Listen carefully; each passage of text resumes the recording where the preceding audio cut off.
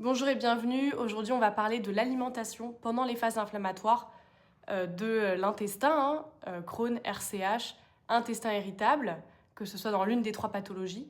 Quand l'intestin est inflammé ou trop sensible, certains aliments peuvent apporter du soulagement et d'autres vont venir aggraver les symptômes.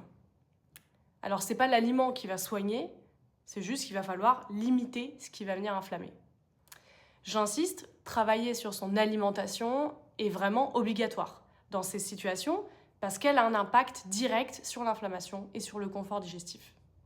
Que ce soit dans la RCH, Crohn, dans l'intestin irritable, il y a un point commun, la muqueuse intestinale est très sensible et parfois même inflammée. C'est un peu comme une plaie, hein. À l'intérieur, certains aliments passent en douceur et d'autres vont venir complètement frotter dessus et augmenter les douleurs, les ballonnements, diarrhée, saignements, etc. En cas d'inflammation, la première étape va être très claire, il va falloir couper déjà tous les aliments inflammatoires. C'est comme fermer une vanne qui entretient le feu à l'intérieur de l'intestin. Et dans ces phases, on se tourne vers des aliments doux et digestes, c'est-à-dire des féculents bien cuits, puis refroidis pour faire baisser l'indice glycémique, du riz blanc, des pommes de terre, des pâtes sans gluten, des semoules de riz, etc.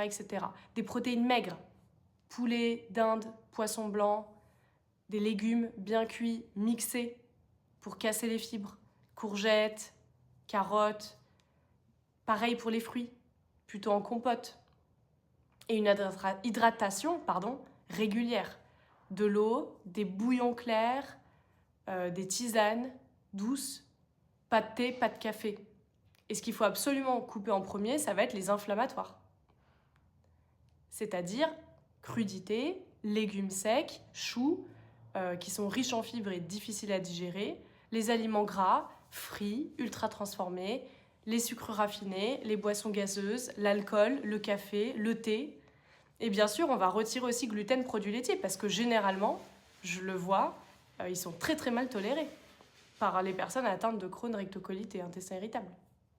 Souvent, c'est mal toléré. Donc, on retire. Ensuite, il va y avoir deux catégories. Alors, sinon, ce serait trop simple. Il va falloir faire attention à deux autres choses.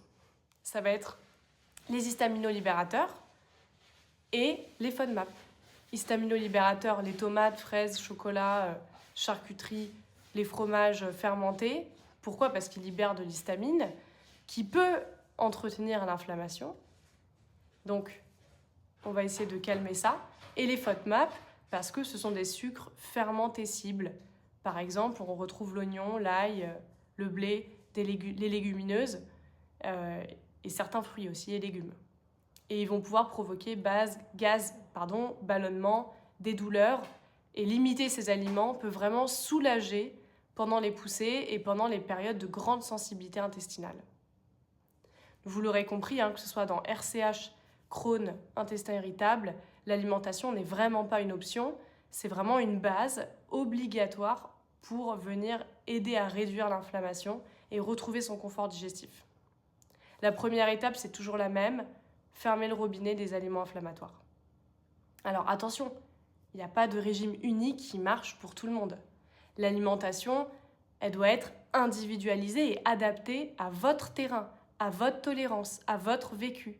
Et c'est en testant et en ajustant qu'on trouve ce qui fonctionne pour soi.